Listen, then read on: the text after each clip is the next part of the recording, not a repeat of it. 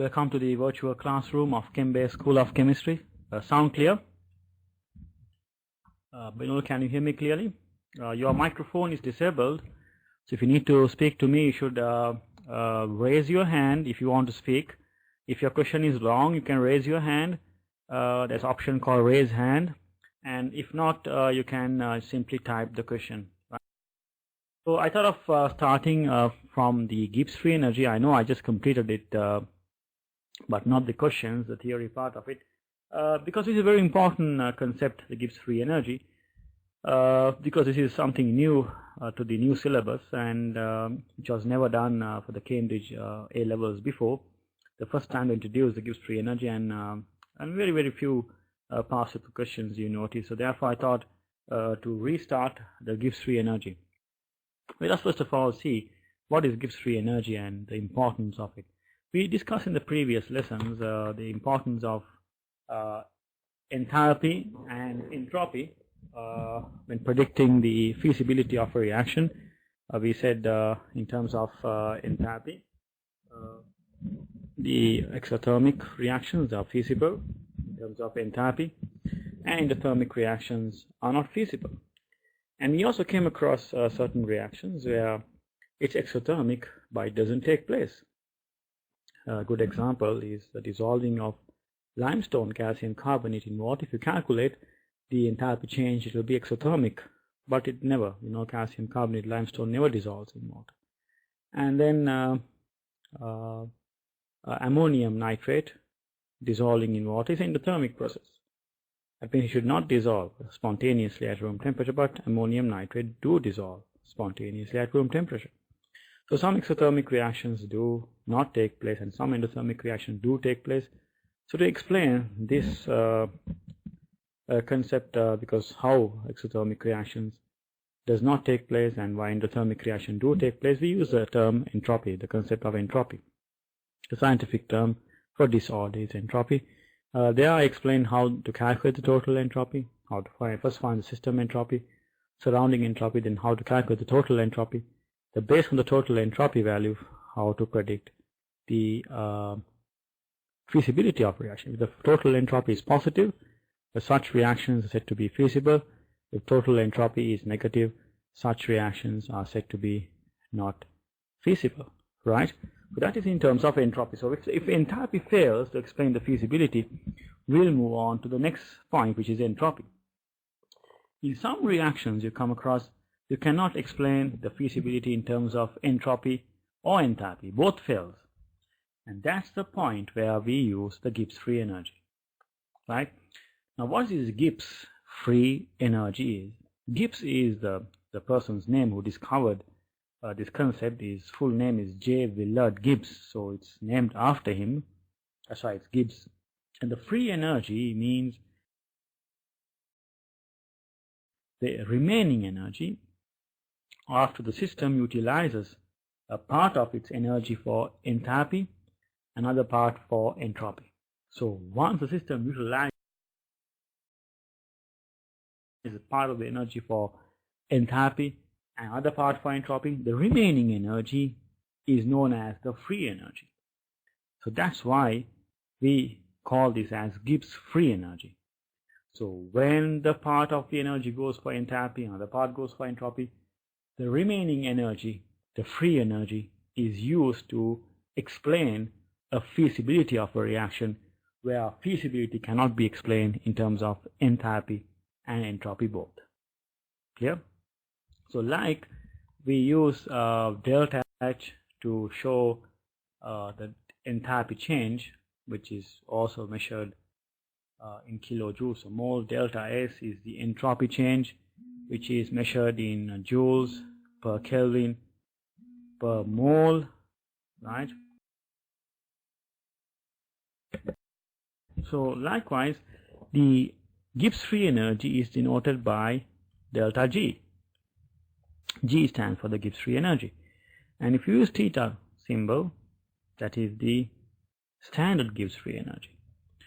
So standard Gibbs free energy change is also measured in same unit as kilojoules per mole, same unit as the enthalpy. And here it comes to standard state for Gibbs free energy is quite different, not like the enthalpy and entropy. Standard state means temperature and pressure. Temperature is 25 degrees Celsius, 298 Kelvin, pressure is 1 atm. But for Gibbs free energy, standard conditions are quite different. So we'll discuss that later on, right? Okay. So the total entropy, which includes the system and surrounding, was used previously to predict the feasibility of a reaction. In chemical thermodynamics, it is often preferred to focus on the system than the surroundings. Free energy enables us to do this for the changes that occur at constant temperature and pressure, right? So, okay. Gibbs free energy refers to the amount of energy of the system available to do work. This energy is referred to as free energy, as the remaining energy of the system after it had used some of its energy for entropy. Since this was discovered by J. Willard Gibbs, it is called Gibbs free energy, symbolized by delta G. The Gibbs free energy is important to predict the feasibility of a reaction, where the feasibility cannot be predicted when enthalpy and entropy is considered together. Example, reaction which is feasible with respect to enthalpy but not feasible with respect to the entropy, right? So, or feasible with respect to entropy but not feasible with respect to enthalpy. So, in such situations we use the Gibbs free energy. Now let me derive the equation for the Gibbs free energy, right? Let me write the equation for the total entropy, which we studied before. Delta S total equals delta S system plus delta S surroundings, right? So delta S total, delta S system minus delta H over T surroundings. What I'm going to do is I want to get rid of this T now, this minus T, right? So I'm going to multiply the whole equation by minus T. So minus T delta S total equals minus T delta S system plus delta H, because I'm multiplying by minus T, right? So now minus T delta S total is what is defined as the Gibbs free energy, and delta H minus T delta S system. So this is the equation for the Gibbs free energy. Right, you can notice the Gibbs free energy equation. Many get confused because of this delta S. Some tend to think it's the surrounding, some tend to think it's a total. But if you know how to derive the expression, you know it's a system entropy. So Gibbs free energy equals enthalpy change minus temperature times entropy of the system. So Gibbs free energy depends on the enthalpy change and temperature as well as the entropy of the system, not the surrounding system entropy. Right, so now when it comes to the enthalpy change, the standard conditions, here you have the standard conditions for enthalpy and entropy. Entropy standard conditions are same as the enthalpy standard conditions, which is 25 degrees Celsius, which is 298 Kelvin, and 180 in pressure. That's the standard condition for enthalpy and entropy. When it comes to the standard conditions of the Gibbs free energy, it is not necessarily the temperature. Actually, temperature is not a standard condition. Temperature is not a factor for standard conditions for Gibbs free energy. It's only temperature and concentration. In fact, only the pressure and concentration, not the temperature, because you know in the Gibbs free energy equation the temperature is varied, right? Here Gibbs free energy depends on temperature. So you say standard Gibbs free energy, if you include 25 degrees Celsius, that means its temperature has to be always 25. You can't change the temperature and predict the feasibility of a reaction at different temperatures. If you keep changing temperatures, if you keep the temperature constant, you can't do that. So therefore, for the standard conditions of the Gibbs free, temperature is not a factor. It's just the pressure 1 atm and the concentration 1 mole per decimeter cube, right? So the good thing is it's very easy to remember the factors for Gibbs free energy. because we know the enthalpy and Gibbs free energy are very alike, like the units, for example, same. This is kilojoules per mole, and enthalpy is also kilojoules per mole, right? But the entropy, we know it is temperature is Kelvin. Entropy is joules per Kelvin per mole. So therefore, it's very important when you substitute, and you should give the answer finally in kilojoules per mole. Therefore, it's very important when you substitute the entropy values. The entropy value should be in kilojoules. So they have to convert this joules into kilojoules by dividing it by 1000.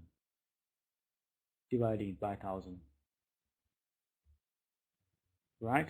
So it's a very important point to remember when you're handling questions using the Gibbs free energy.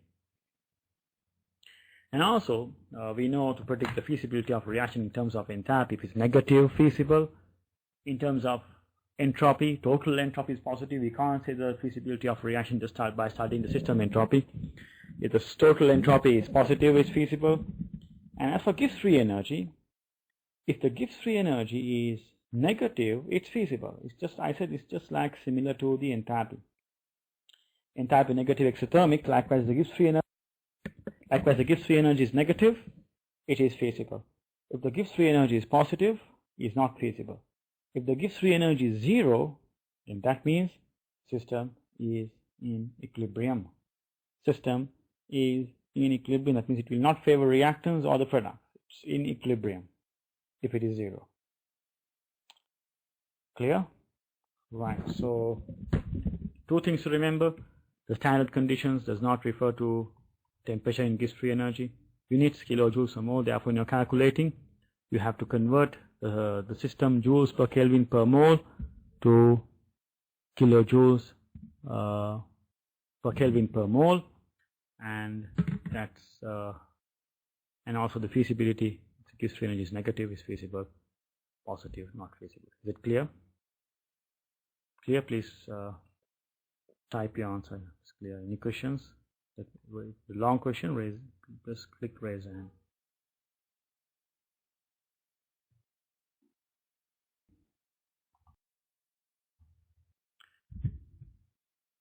Gibbs free energy or Gibbs function is the combination of entropy and enthalpy. The change in the Gibbs free energy of the system that occurs during a reaction is therefore equal to the change in the enthalpy of the system minus the change in the product of the temperature times the entropy of the system, and can be defined by the following equation: that the enthalpy change is the standard enthalpy change for the reaction, and the T is the temperature in Kelvin, and delta S theta is the standard entropy change of the system. This is very important. System. The Gibbs free energy is a standard Gibbs free energy. Delta is delta G theta. Remember that the superscript theta on the delta G indicates that the numerical value of the Gibbs free energy is based on the reaction at standard conditions, and therefore 1 mole per decimeter cube concentration solution and 1 atm pressure, and temperature is not a part of the standard conditions. In the given space here, please copy this, how we derive the Gibbs free energy equation. So in case if you forget the equation, you can simply derive it by multiplying the entropy equation by delta T minus T. Please copy this. Please let me know. Just type.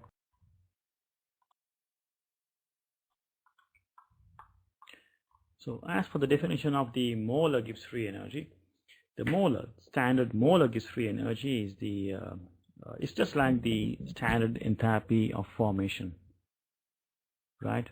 It is the standard molar Gibbs free energy of formation.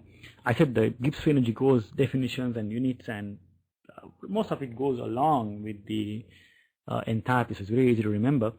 So if you remember the enthalpy change of formation, that's defined as the enthalpy change in 1 mole of substance is formed from its constituent elements under standard conditions. So likewise, the standard molar free energy of formation is the free energy change which accompanies the formation of 1 mole of a compound from its elements under standard state. So it's kilojoules per mole, and is symbolized by delta G, theta, F. F stands for formation. So if enthalpy change or Gibbs free energy change values and you calculate, you can use that for the determination of the feasibility of reaction. If it is less than 0, which is negative, that means reaction is feasible, proceeds towards the products, right side. Greater than 0, which is positive, that means reaction is not feasible, right? It moves towards the reactants, right? And if it is 0, that means it is in equilibrium. And generally, like the enthalpy change of formation is 0 for many compounds.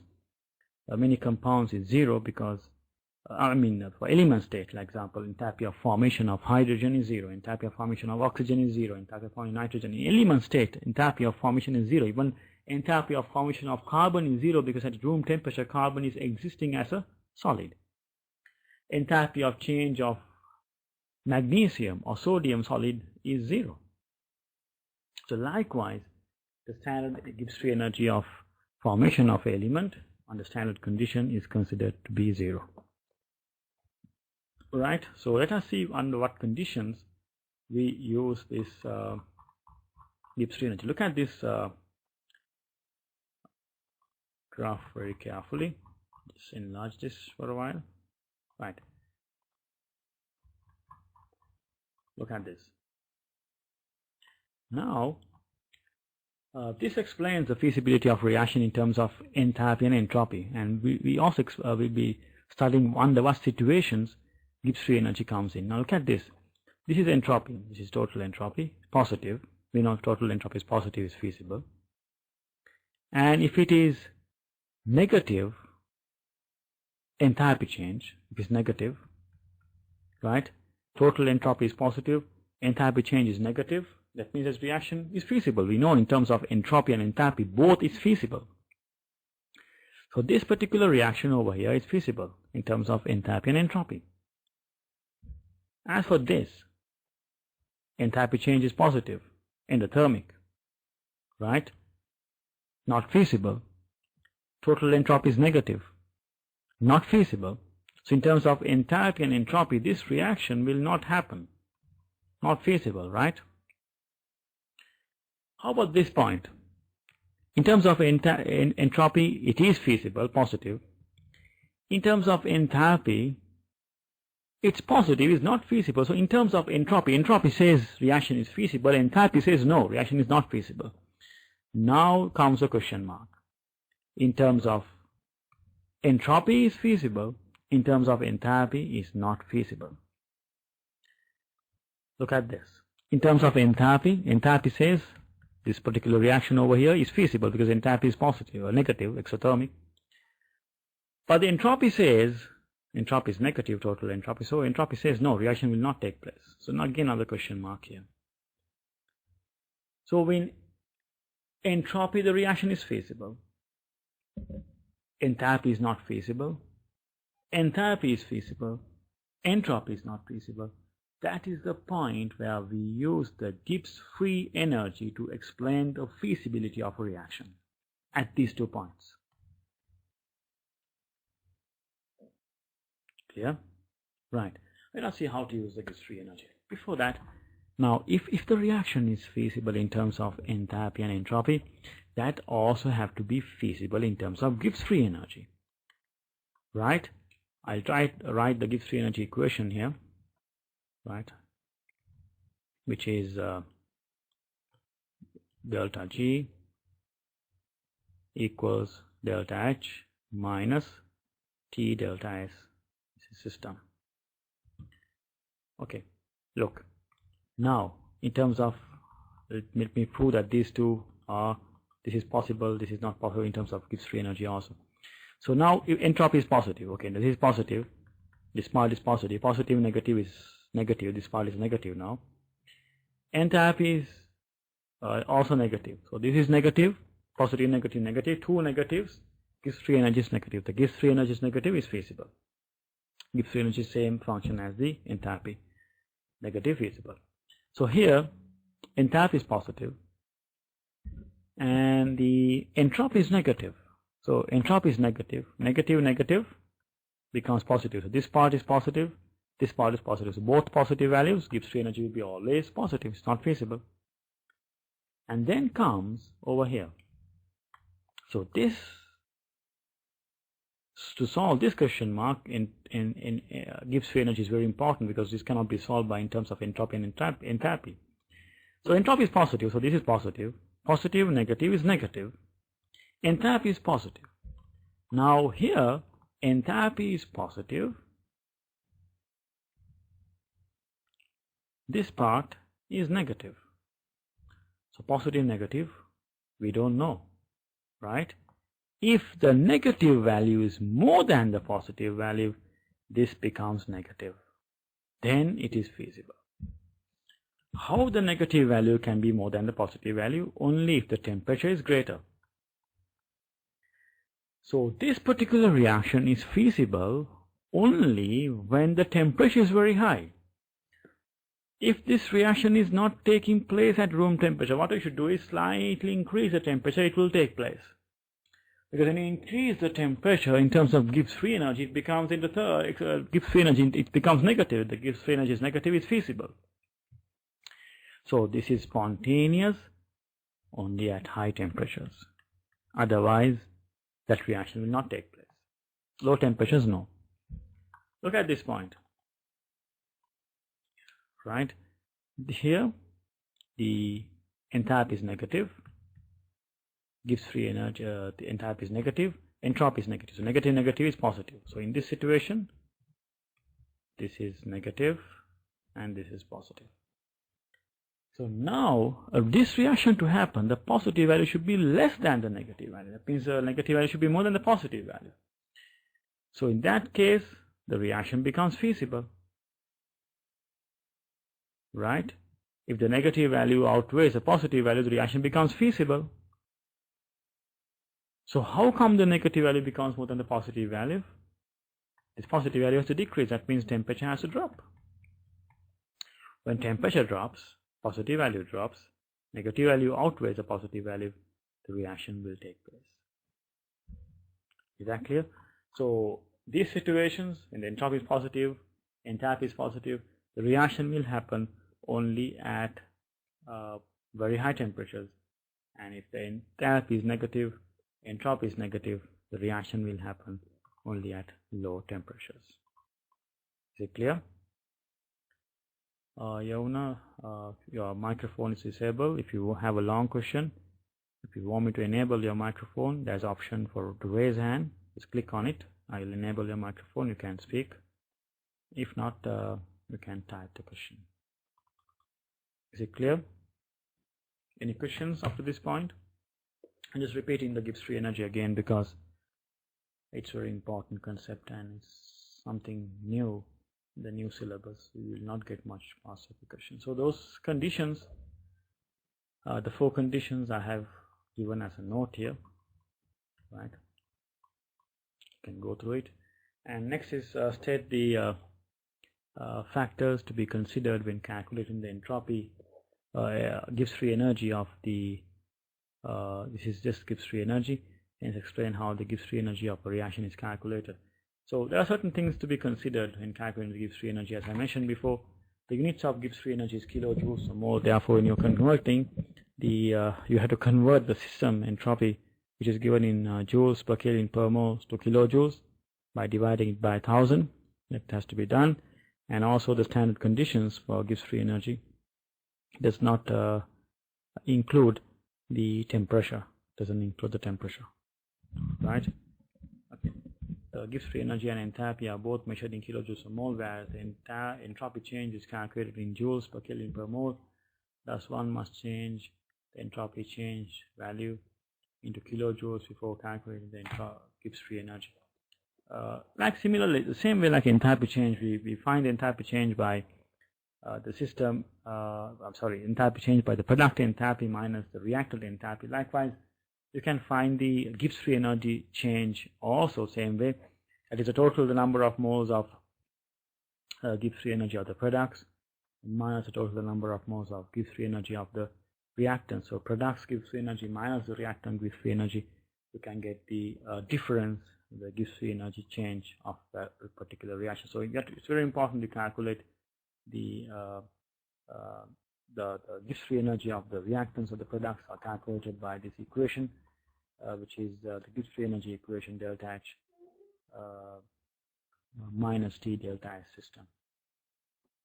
Let's see how to calculate the Gibbs free energy and predict the feasibility of these reactions. The first question is calculate the Gibbs free energy for carbon dioxide at 298 Kelvin. The enthalpy change of delta H of carbon dioxide is given, and entropy of oxygen is given, and entropy of the carbon is given, and the entropy of carbon dioxide is given. So what I should do first is to find this system entropy, right? So entropy of the system equals total the number of moles of entropy of the products minus total the number of moles of entropy of the reactants. Right, so products minus reactants. So products entropy is given, carbon dioxide entropy is 213 minus there are two reactants. Carbon entropy is given as 6, entropy of the oxygen is given as 205. So you can find the system entropy. Can you give me the answer, please? And then please type the answer.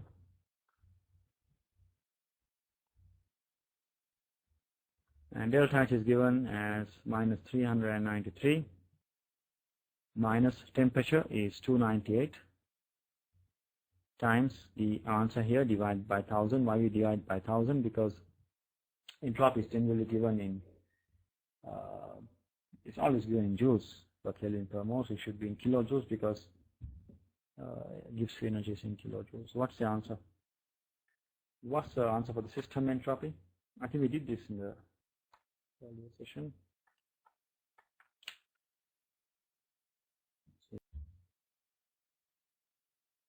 Plus 2. Substitute that here.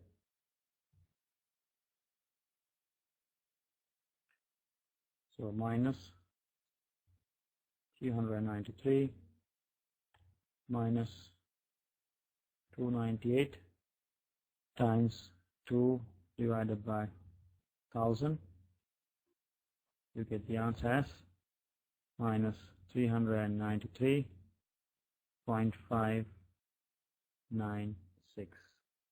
kilojoules per mole. Clear? So therefore this is feasible. Therefore feasible. Why feasible? Because Gibbs free energy is negative. Is it clear? Any questions?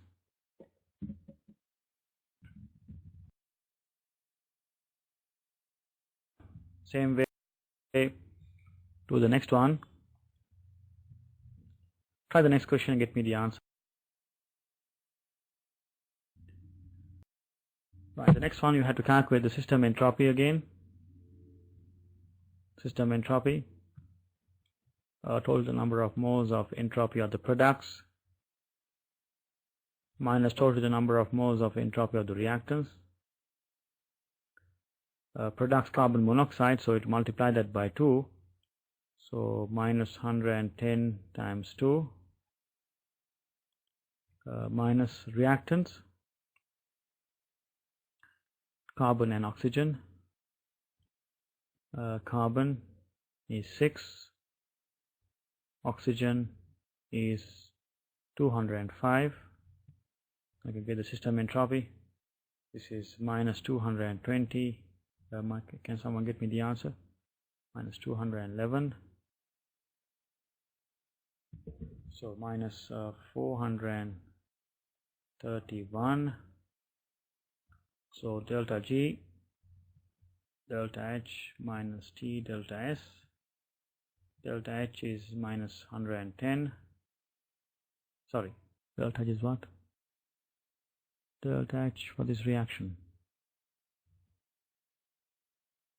I'm sorry, I used the wrong data here. Delta H is 110. But for entropy, carbon monoxide is 198, right? This should be 198 product. 198 into 2. I'm sorry. 198 into 2 is 396. 396 minus 211 is 607. Minus 607. So minus 298 times minus 607 over 1000. To convert that to 1000. So divided by 1000. Give me the answer. Minus 110 minus 180.886. So you get 290 minus 290.888 kilojoules per mole. So therefore is feasible because it's negative. Clear?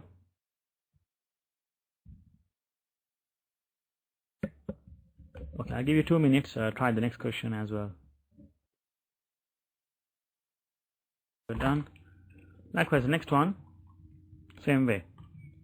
First find system entropy. Then I think you can do this. Got the answer for this? I'm not going to do this question because it's same like the previous one. Minot, you got it? Benul, what's the answer for this question? Third one. Okay, if you're not done, you can try later. Right, so we'll do the next question. Next, to find the entire entropy of the following reactions. Now here, the standard Gibbs free energy of formation is given. So this type of questions, you're supposed to use the other equation, which is Gibbs free energy change equals total the number of moles of Gibbs free energy of the products minus total the number of moles of Gibbs free energy of the reactants. Products minus reactants. So we had the products here, sulfur dioxide. So sulfur dioxide is minus 300, and the reactants are sulfur and oxygen. Now they have not given sulfur. They haven't given the sulfur and oxygen Gibbs free energy. What are the values for sulfur and oxygen standard Gibbs free energy of formation? They are 0, right? Because I mentioned the standard molar Gibbs free energy of formation under element state is 0. So this is minus 300. So therefore it is feasible because Gibbs free energy of formation is 0, which means feasible reaction. Clear? Benul, is it clear?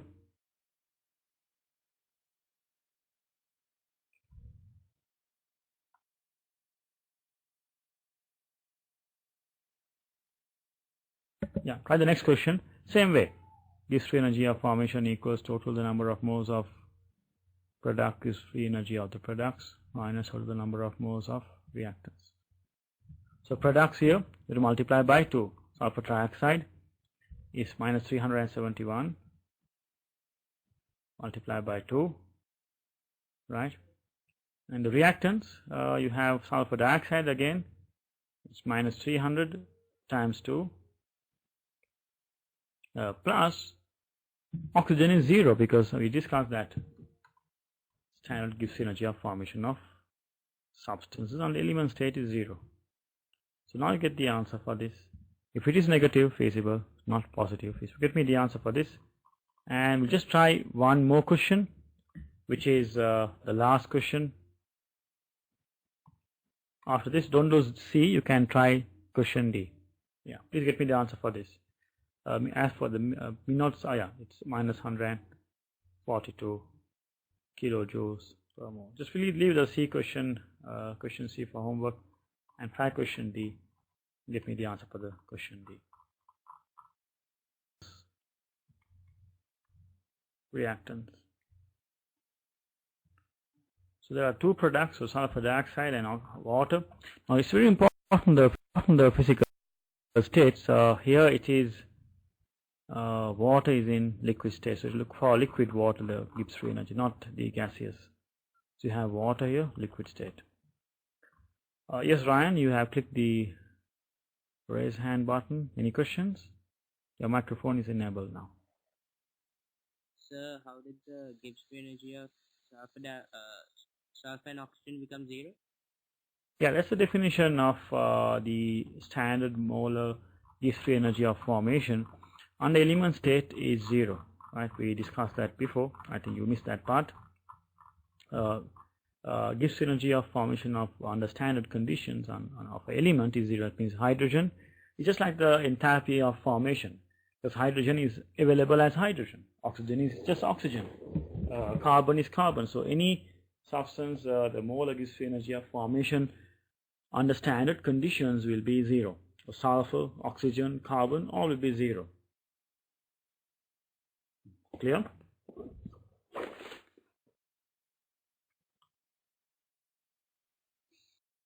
Yes, Ryan, is it clear? Ryan, I can hear you.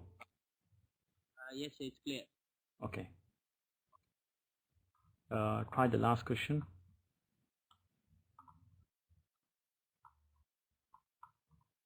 So there are two products with the sulfur dioxide and the water.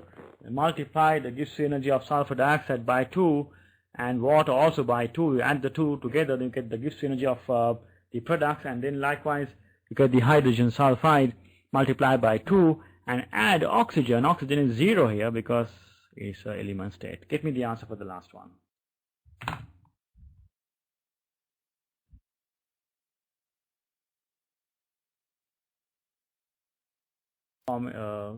Gives free energy change. If it's negative, it's feasible. Positive, not feasible. Right. So we'll complete it with the last two questions. We'll do both.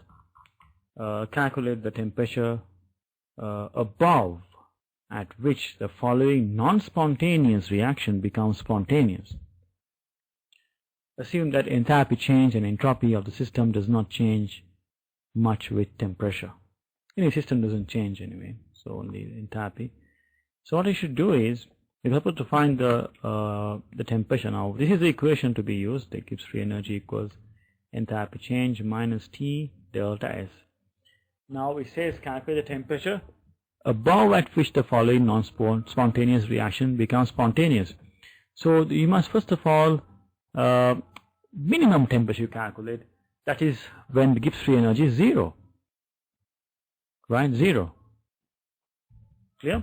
Because Gibbs free energy is 0, system is in equilibrium. So you can find the temperature for 0, and then you slightly mention a slight higher temperature than that, it will be feasible. Because when temperature is slightly higher, it becomes negative then. The Gibbs free energy becomes 0 when enthalpy change, and this product is equal, right? When these two agree, this is 100, this is 100. 100 minus 100 is 0. So you find the temperature for 0, and then you mention the feasibility slightly if you increase the temperature. For example, if I get temperature as 65.4 degrees, I can say 65.5, the reaction will start. Because when the temperature increases, negative value increases, becomes feasible. So delta H are given as 301. So temperature is taken as T, and entropy is plus 552. Don't forget to divide the entropy by 1000 because it should be in kilojoules or more. Okay, solve this and get me the answer for temperature.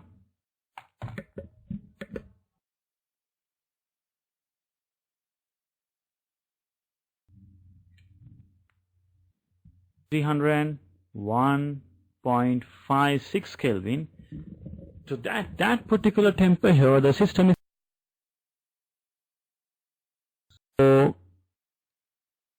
anything above 301.56 is feasible. Okay, try the next question.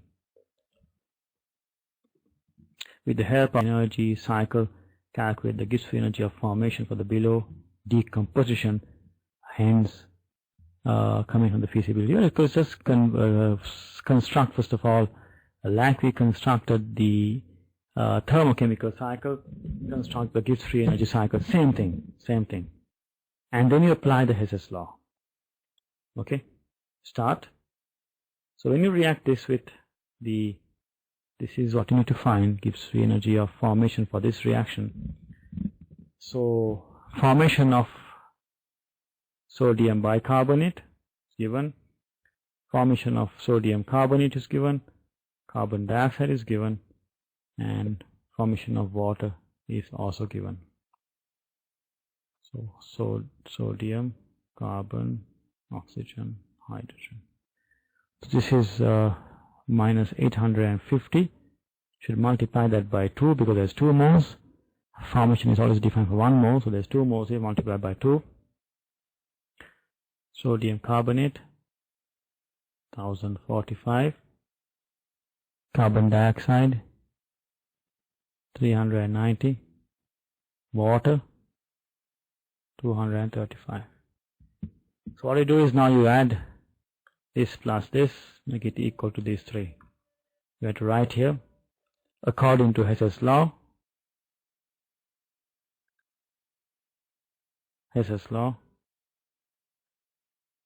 And do the calculation. Give me the answer.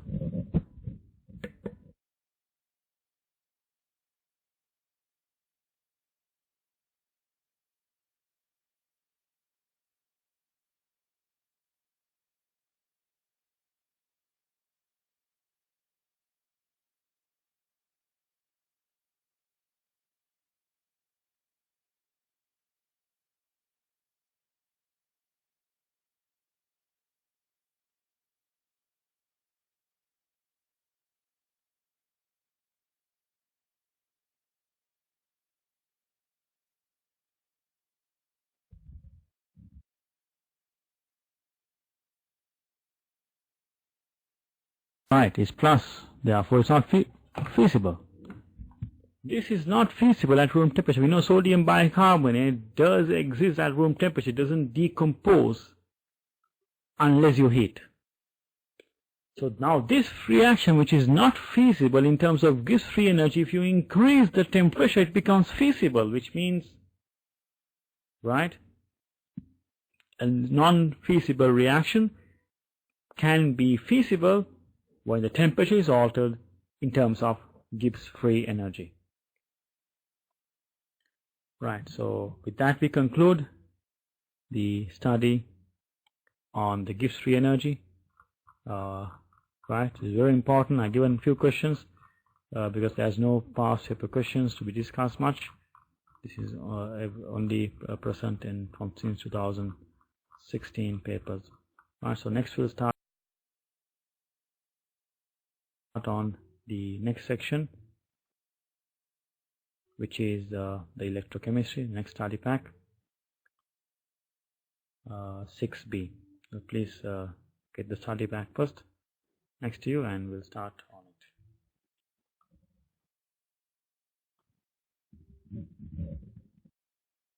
it. That's right.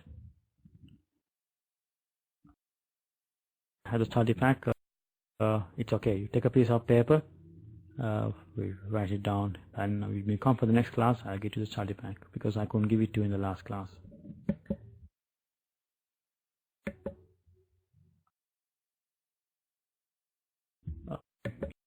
And for the question, where can we find more questions on the Gibbs free energy lesson?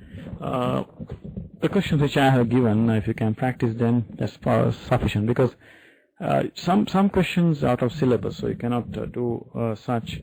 So what I have given is sufficient, plus the past paper questions from 2016, 17 and 18, those 3 years. If you can practice, then that should be okay.